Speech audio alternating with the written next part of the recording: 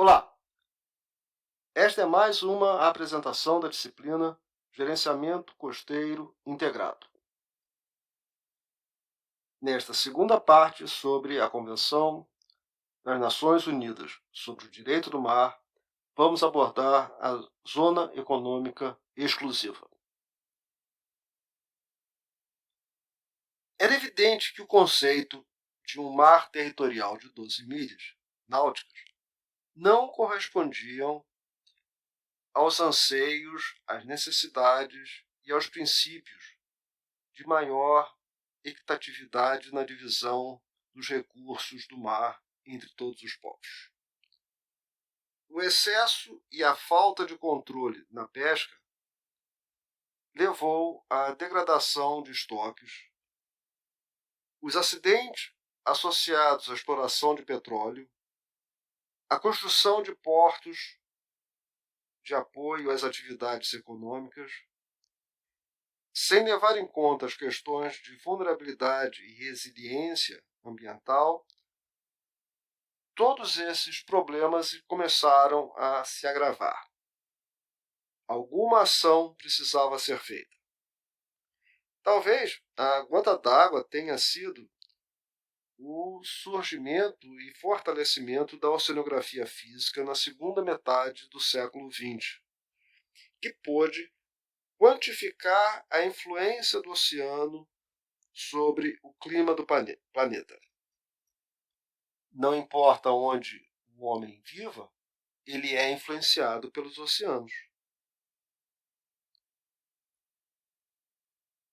Os conflitos estavam e ainda estão batendo a nossa porta em vários países do mundo. Um novo conceito jurídico internacional foi desenvolvido que parecia satisfazer as demandas dos estados costeiros, ricos e pobres. Esse conceito é a Zona Econômica Exclusiva. Ela se situaria ao largo e adjacente ao mar territorial.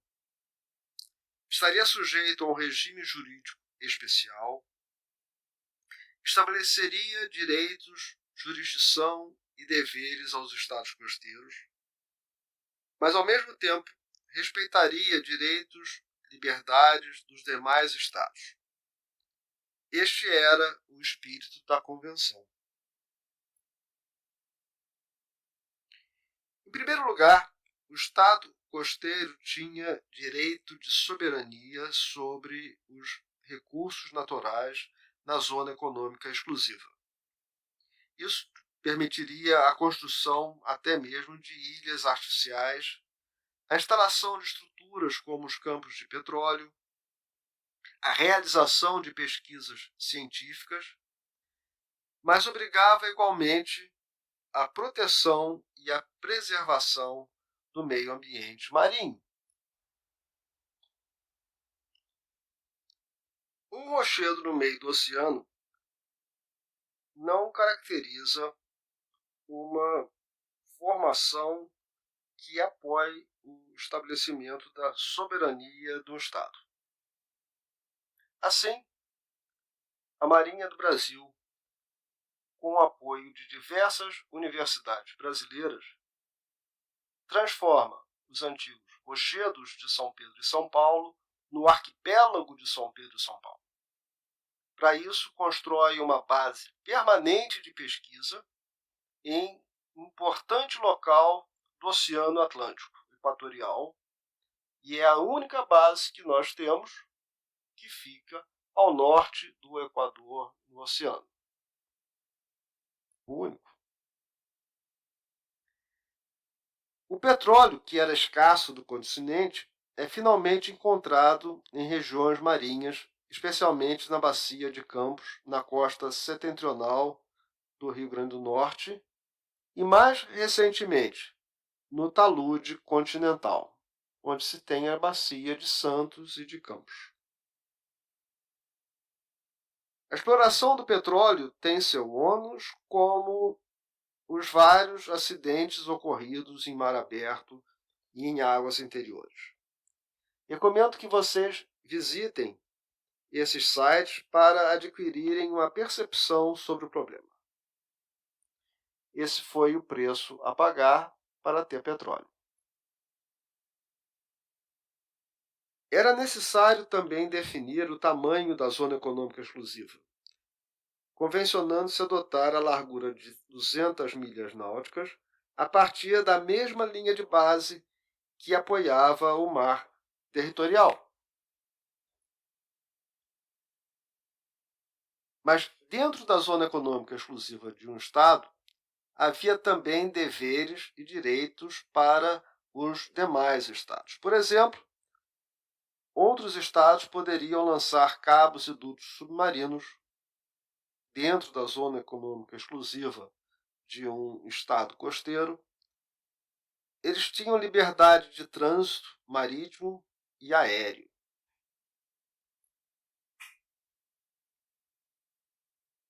Além do trânsito livre e utilização para fins pacíficos, os estados não poderiam provocar danos ambientais e, caso fizesse, arcariam com os custos das mitigações. Não seriam praticados atos ilícitos, como tráfico de escravos, tráfico de drogas e pirataria, e teriam a sua bandeira de navegação respeitada.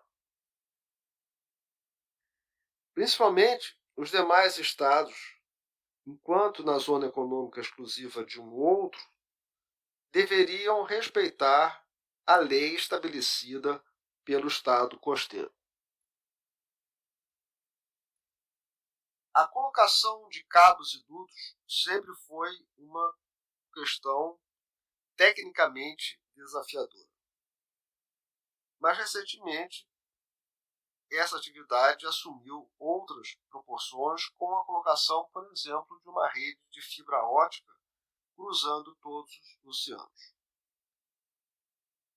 A novidade no artigo 60 é a instalação de ilhas artificiais.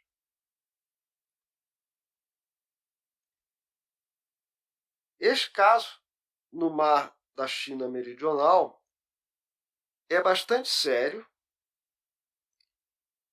e se trata da reivindicação da China por um conjunto de atóis e bancos de recifes de coral no mar da China Meridional. Este caso, conhecido na literatura inglesa como Nine Dash Line, ou seja, 9 linhas tracejadas, conhecido assim na diplomacia mundial, coloca a China em confronto com o Vietnã, Filipinas e Indonésia. E vários problemas existem envolvendo os interesses da China, a navegação com embarcações militares e embarcações de pesca desses outros países. Percebam como que era o Banco de Recife, conhecido como Fiery Cross, em 2014 e em 2019. Já tem uma pista de pouso e o que era o Recife virou uma base militar. Grandes obras de dragagem foram feitas num total de 7 ilhas neste conjunto, próximo ou entre as Filipinas e o Vietnã. A convenção também estabelecia que as estruturas e até mesmo ilhas artificiais, uma vez finalizada a sua utilização, deveriam ser desmontadas ou retiradas. Neste processo, não se deveria prejudicar a pesca, a navegação e ainda por cima proteger o ambiente. Esta é a condição que estamos vivenciando no Brasil no momento, quando do descomissionamento de algumas plataformas de petróleo mais antigas, principalmente em águas mais rasas. O custo da desmontagem, hoje em dia, está incluído na avaliação da viabilidade econômica de qualquer empreendimento marinho. Caberia talvez a pergunta hoje se estas plataformas antigas não poderiam se tornar como ilhas artificiais, como pontos de apoio para outras formas, outros empreendimentos marinhos, por exemplo, a exploração de minerais ou mesmo a aquicultura oceânica. Uma parcela importante da Convenção das Nações Unidas para o Direito do Mar, nos artigos 61 a 65, trata de vários aspectos dos recursos vivos. Cabe ao Estado costeiro fixar as capturas permissíveis, os programas de pesca, os locais, as espécies a serem pescadas, a serem protegidas também, etc. Fatores ecológicos e econômicos precisam estar equilibrados. A eles se juntam fatores de ordem social, como as culturas tradicionais dos povos costeiros. Um exemplo louvável é o da Nova Zelândia, que estabeleceram regras para o gerenciamento da pesca, o que inclui o zoneamento de seu-mar territorial e zona econômica exclusiva de acordo com os fins da atividade, com os modos operacionais e com o vínculo cultural. Incentivo vocês a visitarem este site da Nova Zelândia.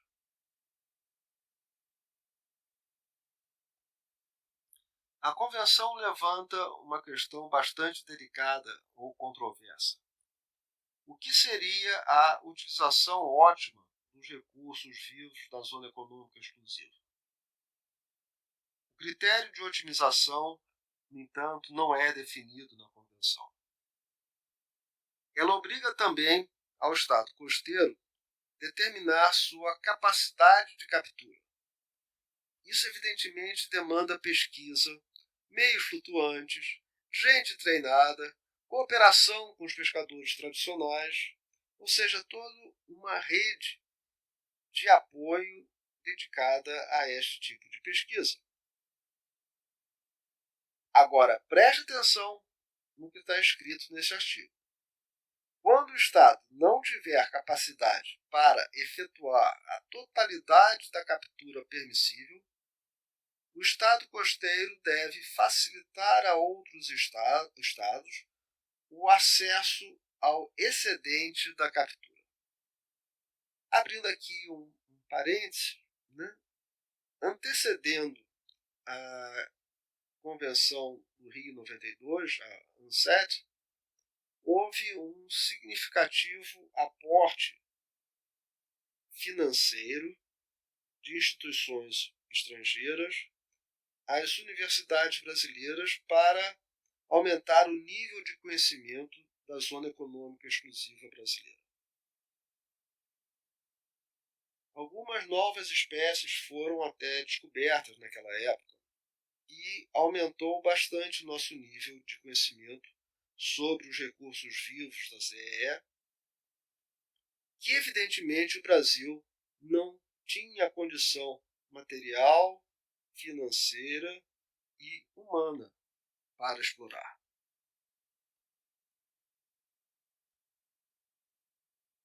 Há, contudo, salvaguardas na Convenção, como, por exemplo, a importância dos recursos vivos para a economia, a cultura e os valores da sociedade local de uma região ou do país. O Estado costeiro poderia, então, invocar estes argumentos para impedir a pesca do excedente.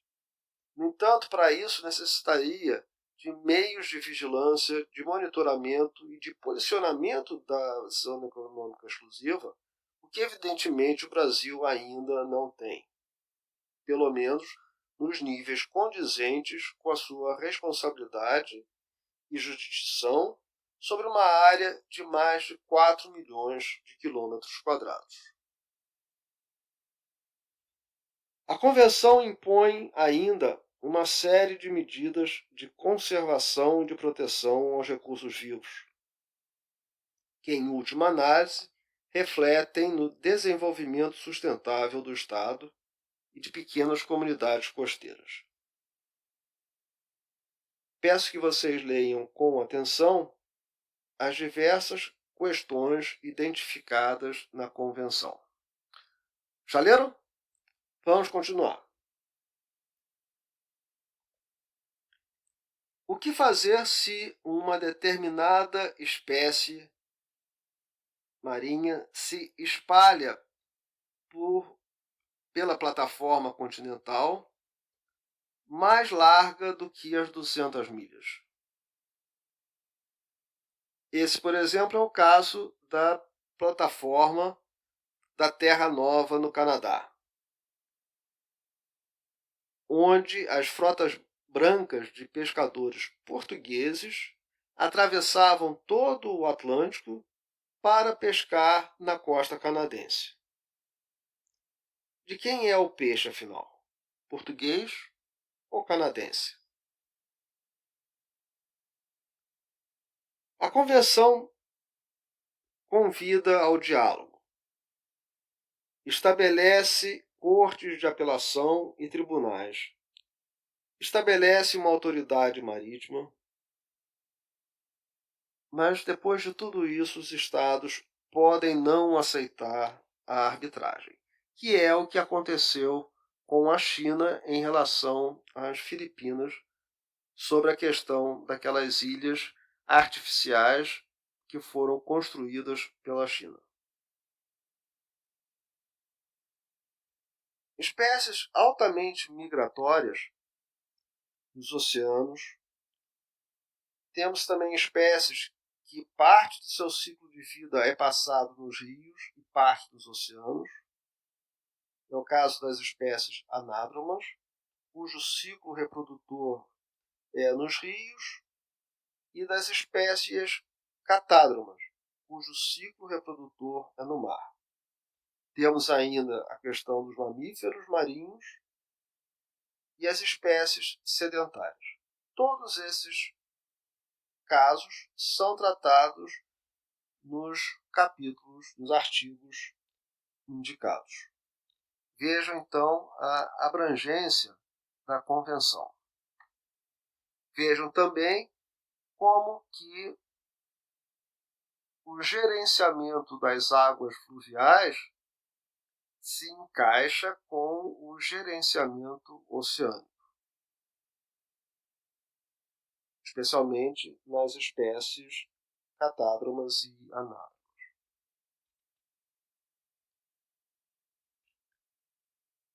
Ainda no quesito de pesca, este site indica o número de programas voltados para a sustentabilidade da pesca e quantas espécies estão envolvidas nesses programas. Vejam como é no caso do Chile, do Canadá, da Austrália. No caso do Brasil, não temos nenhum programa, nenhuma espécie envolvida. Visitem o site para vocês verem outros países, quais são os programas que existem. Para finalizar, temos mais um elenco de questões para vocês refletirem. Nós vamos trabalhar estas questões, se não todas, pelo menos algumas delas, nas próximas atividades do AVA. Não deixem de visitar todos os links indicados nos slides.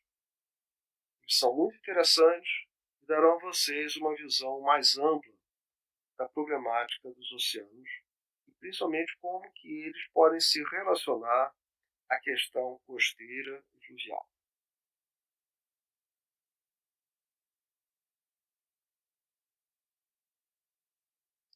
Obrigado pela atenção. Isso conclui essa segunda parte.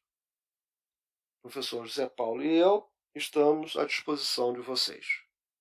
Até a próxima.